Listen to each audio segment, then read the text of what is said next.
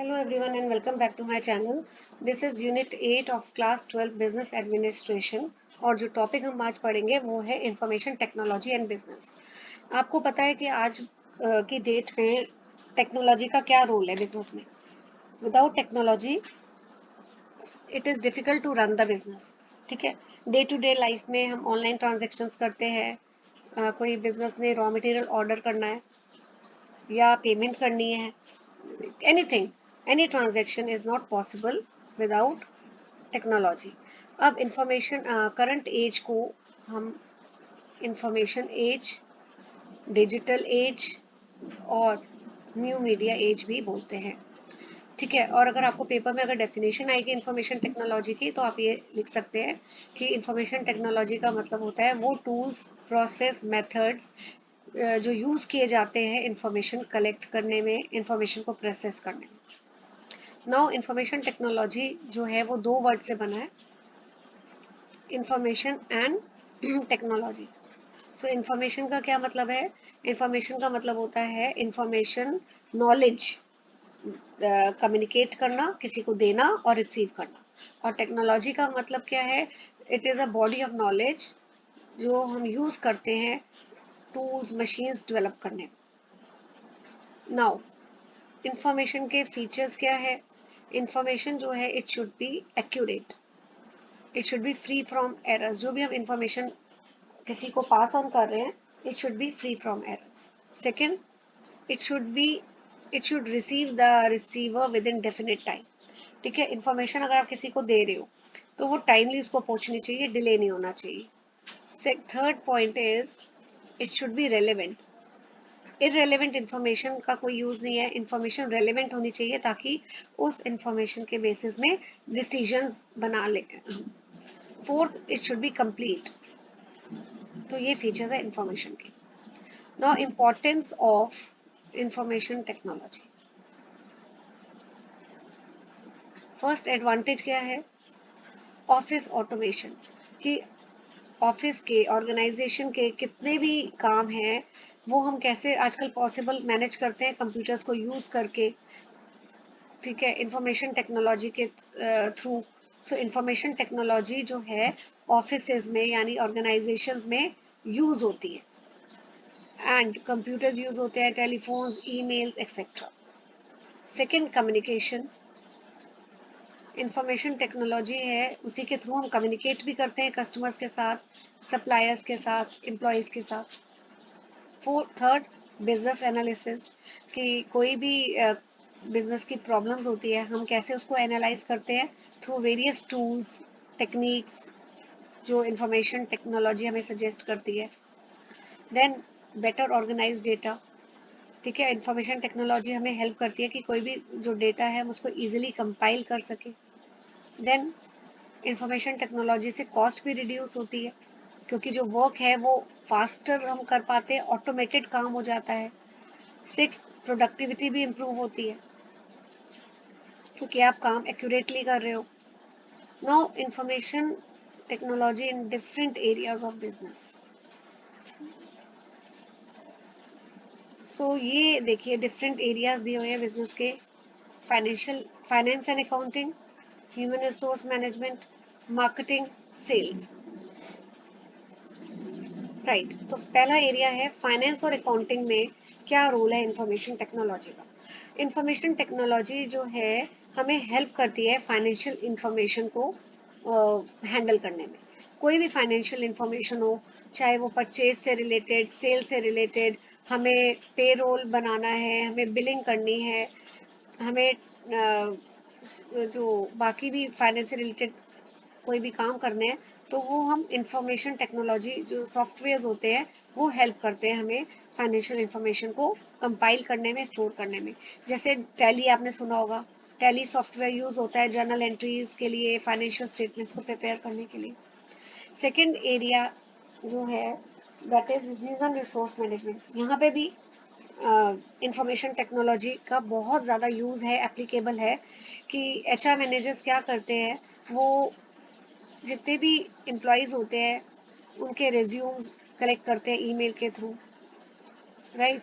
Aptitude test online conduct करते हैं, interviews भी आजकल ऑनलाइन होते हैं, अटेंडेंस भी आपको पता है कि ऑनलाइन लगती है एम्प्लॉयज़ की, कोई भी कंपनसेशन मैनेजमेंट है और एम्प्लॉयज़ की परफॉर्मेंस है वो भी सब ऑनलाइन सॉफ्टवेयर्स हैं बहुत सारे। तो ह्यूमन रिसोर्स मैनेजमेंट में भी इन सॉफ्टवेयर्स की काफ़ी एप्लीकेबिलिटी है। Third, marketing. नाउ कंपनीज जो है वो कस्टमर्स को इजीली रीच कर जाती हैं आजकल ऑनलाइन, आपको पता है, डिजिटल मार्केटिंग के थ्रू, कस्टमर रिलेशनशिप मैनेजमेंट के टूल्स के थ्रू। तो प्रोडक्शन जो सॉरी प्रमोशन है गुड्स और सर्विसेज की वो भी ऑनलाइन होती है, तो मार्केटिंग में भी इन सॉफ्टवेयर्स का काफ़ी यूज़ है।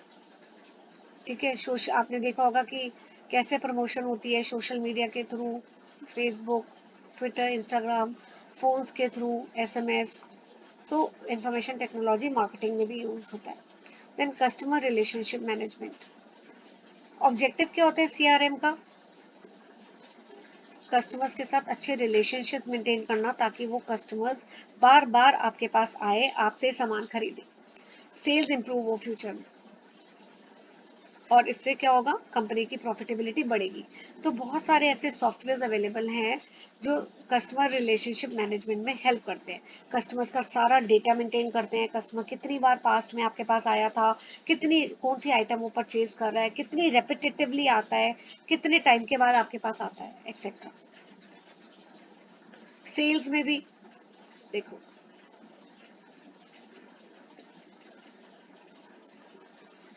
सेल्स फंक्शन में भी इनका यूज है टेक्नोलॉजी का।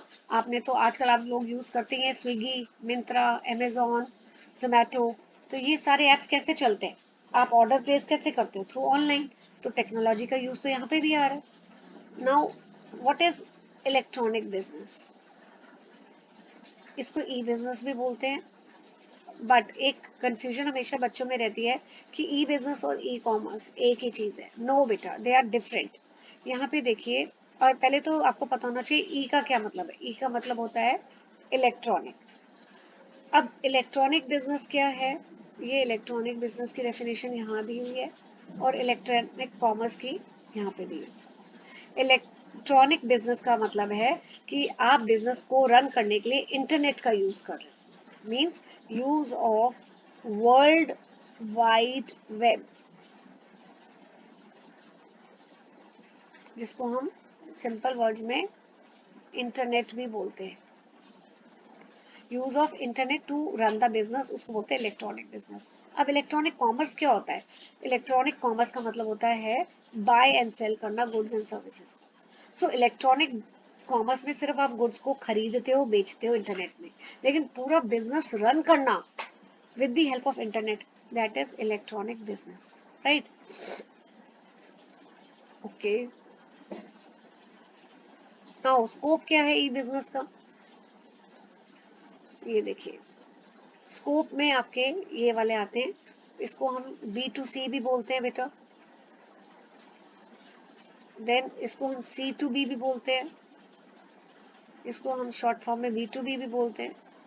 तो पहला है आपका business to business, that is B2B।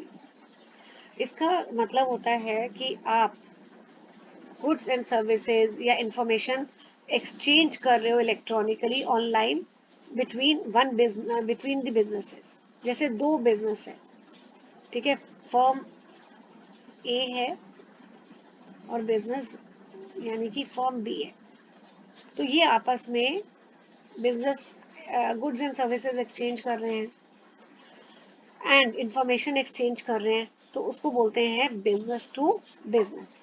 यहाँ पे कस्टमर के साथ नहीं डीलिंग हो रही है, एक बिजनेस दूसरे बिजनेस के साथ डील कर रहा है, राइट? तो एक्टिविटीज कौन कौन सी होती हैं? फर्म ए जो है फर्म बी से प्रोडक्ट्स की इंक्वायरी कर रही है, फर्म ए जो है बी को ऑर्डर प्लेस कर रही है, पेमेंट्स कर रही है, कंप्लेंट कर रही है। तो ये वाली चीजें होती हैं आपस में इन बिटवीन टू बिजनेसेस। ठीक है, अब ये आप कहोगे कि ये एक बिजनेस दूसरे बिजनेस को कैसे ऑर्डर कर रहा है? सपोज फर्म ए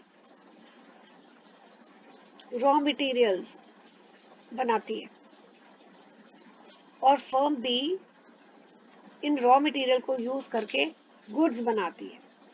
तो अब फर्म बी जो है फर्म ए को ऑर्डर प्लेस करेगी कि मेरे को रॉ मटेरियल दो ताकि मैं गुड्स बनाऊं, ठीक है, ऑर्डर प्लेस करेगी, और फर्म ए जो है इनको सप्लाई करेगी रॉ मटेरियल्स। तो ये transaction between one business to another, it is called as B2B। Now comes B2C। B2C में अब ट्रांजेक्शन्स ऑनलाइन होती हैं लेकिन बिजनेस और कंज्यूमर के बीच में, राइट। तो इसमें कौन कौन सी एक्टिविटीज होती हैं? प्रोडक्ट की इंक्वायरी, ऑर्डर प्लेस करना, पेमेंट करना, एक्सेट्रा। अब B2C में यहाँ वेरिएशंस आप देखिए, 3 वेरिएशंस है। पहला डायरेक्ट सेलर, ठीक है, इसमें क्या होता है कि people buy goods from online retailers. अब ये कस्टमर्स हैं, ठीक है, ये बिजनेस है। इसमें जो कस्टमर्स हैं वो डायरेक्टली रिटेलर्स को ऑर्डर, ऑनलाइन रिटेलर्स को ऑर्डर प्लेस कर रहे हैं, और ये ऑनलाइन रिटेलर्स कौन हो सकते हैं? ठीक है, इनके बीच में है। तो ये फर्स्ट वेरिएशन है कि कस्टमर्स ऑनलाइन रिटेलर्स को से गुड्स खरीद रहे हैं। ऑनलाइन रिटेलर्स कौन होते हैं? जो गुड्स बना रहे हैं, मैन्युफैक्चरर, ये मैन्युफैक्चरर्स भी हो सकते हैं, या ये वो स्टोर्स होते हैं जो प्रोडक्ट सेल करते हैं, ठीक है, they sell products from different manufacturers. वो departmental store that sells product, यहाँ लिखा हुआ है देखिए, फ्रॉम डिफरेंट मैन्युफैक्चरर्स। तो यहाँ पे कोई मिडल मैन नहीं होता, कस्टमर जो है वो डायरेक्टली सेलर से ही गुड्स को खरीदते हैं ऑनलाइन। सिंपल, आपको इतना ही याद करना है। मैं दोबारा रिपीट कर रही हूँ कि customer, there is no middle man, customers directly purchases the good online from the seller, simple. अब ऑनलाइन इंटरमीडियरीज, इसमें कस्टमर्स क्या होता है, डायरेक्टली तो गुड्स सेलर से नहीं खरीदते, but what they do, they by the good from the intermediaries, मतलब कि मिडल में। एग्जाम्पल देखिए, जैसे मेक माई ट्रिप है, ठीक है, ये ट्रेवल कंपनीज हैं, आपको पता है। सो ये जो है they act as a linking pin between customers and businesses like hotels, airlines वालों के साथ ये लोग जो ट्रेवल कंपनीज हैं ये कॉन्टेक्ट बना के रखती हैं। तो ये मेक माई ट्रिप कौन हो गए? Middle man. कस्टमर्स इनके साथ डील करते हैं, और ये जो है मिडल मैन, ठीक है, ये असिस्ट करते हैं कस्टमर्स को, ये बुकिंग कराते हैं होटल की, एयरलाइंस की, etcetera. Then C is community based. जैसे आपने देखा ये फेसबुक, ट्विटर, इंस्टाग्राम, ये ऑनलाइन कम्युनिटीज हैं। तो ये हेल्प करते हैं मार्केटर्स को, एडवर्टाइजर्स को, कि वो अपने गुड्स को प्रमोट कर सके कंज्यूमर्स को, right. Third form is intra business. Intra मतलब होता है विद इन द बिजनेस। तो यहाँ पे जो बिजनेस के अंदर की पार्टीज हैं वो आपस में ऑनलाइन एक दूसरों से कम्युनिकेट करती हैं, उसी को हम बोलते हैं इंट्रा बिजनेस। जैसे कंपनी के अंदर 2 डिपार्टमेंट है, मार्केटिंग डिपार्टमेंट, ठीक है, एंड प्रोडक्शन डिपार्टमेंट, ये बिजनेस के अंदर ही है। आपस में ये दोनों department electronically they communicate with each other. Marketing department क्या करता है, वो देखता है कि मेरे को इतनी डिमांड आएगी फ्यूचर में, और वो प्रोडक्शन डिपार्टमेंट को आगे कम्युनिकेट करता है ऑनलाइन कि इतनी डिमांड आने वाली है, तो तुम पहले से ही रॉ मटेरियल्स अरेंज कर लो, गुड्स को बना लो, ताकि जब डिमांड आए तो हम गुड्स को सेल कर सकें। So within the business जो पार्टीज होती हैं they are from within the business. Fourth is C2B। So यहाँ पे जो ट्रांजेक्शन्स होती है, ठीक है, business provide good and services to consumers. ये देखिए, this change is an entire transition from the traditional. Normally क्या होता है बेटा, बिजनेस जो है वो गुड्स एंड सर्विसेज सेल करता है कंज्यूमर को, या रिवर्स होता है, या कस्टमर्स जो हैं they basically provide good and services to the business. ये देखिए रिवर्स ऑक्शंस, यहाँ पे कस्टमर कोट करते हैं प्राइस, प्रोडक्ट और सर्विस का they wish to buy, right. तो इसमें क्या है, नॉर्मली देखिए बिजनेस, नॉर्मल क्या होता है, business goods and services sell कर रहा है, लेकिन यहाँ पे कस्टमर्स जो है वो कोट करेंगे प्राइस, कि हम ये वाला प्राइस देना चाहेंगे। That is consumer to business model. Scope, अभी हम देखते हैं what is the scope. So अभी हमने चार पढ़े हैं, B to C, B to B, C to B and intra business, right. So आपको ये वाला टॉपिक काफी इंपॉर्टेंट है और पेपर में आपको इसको अच्छी तरह प्रिपेयर करना है, because this you can expect the questions in the paper. Now the next topic is scope of E business. Just a second.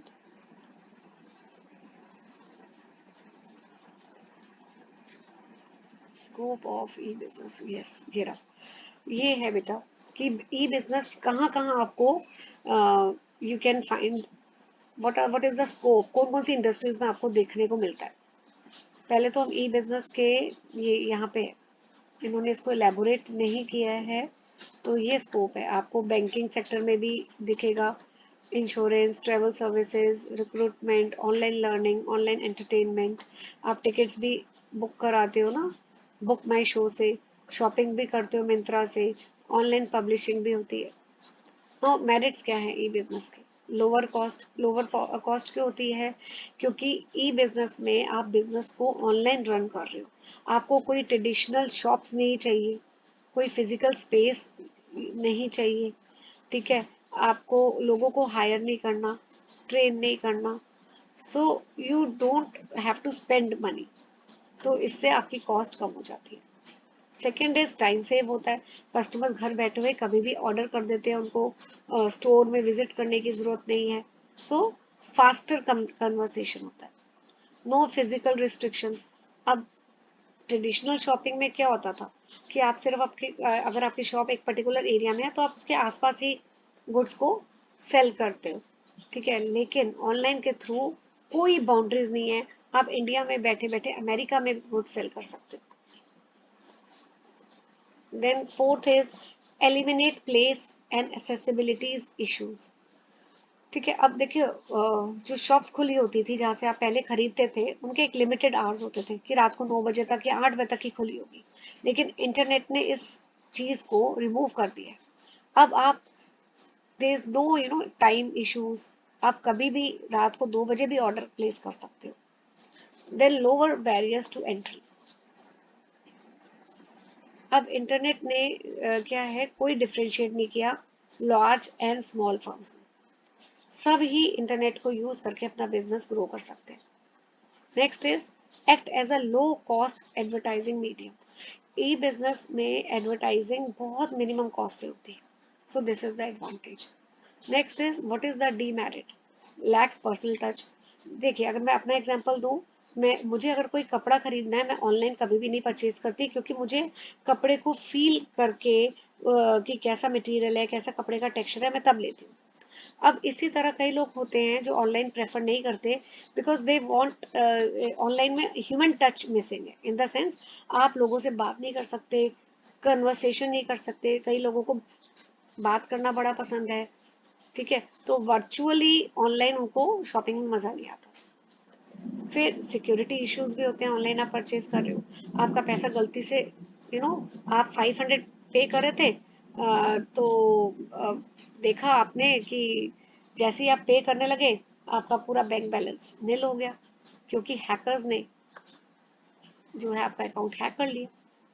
Third, internet connectivity का तो इशू रहता है, ये इंटरनेट है तभी परचेज करोगे, और रूरल एरियाज में तो देखा है कि इंटरनेट होता ही नहीं। फिर हाई इनिशियल कॉस्ट, कई बार हम बोलते तो है कि ई बिजनेस करते हुए कॉस्ट कम है, लेकिन इन शुरू में तो आपको इंस्टॉल करना पड़ता है, ठीक है, हार्डवेयर परचेज करने पड़ते हैं, सॉफ्टवेयर परचेज करने पड़ते हैं, तो शुरू की कॉस्ट तो ज्यादा होती है। फिर कॉम्पिटिटिव बहुत है ऑनलाइन बिजनेस, आपको बहुत मेहनत करनी है, you have to really strive hard अपनी पोजीशन को मेंटेन करना। अगर आप नहीं करेंगे और कोई नया कॉम्पिटिटर आ जाएगा, न्यू एंट्रेंट, और आप अपना बिजनेस को कैसे फिर सरवाइव करोगे। तो इसलिए you always have to be on your toes to remain competitive in the market. And dearth of skilled manpower. Business enterprise में स्किल पर्सन की अभी भी शॉर्टेज है. कौन से ऐसे लोग जो अपडेट करते हैं इंटरनेट फैसिलिटीज, अपडेट करते हैं उनके वेब पेजेस, ऐसे लोग अभी भी कम है. तो इसलिए वेब पेजेस जो है वो वही स्टैटिक सेम ओल्ड फैशन रहते हैं, उसमें चेंजेस नहीं होते फ्रिक्वेंटली.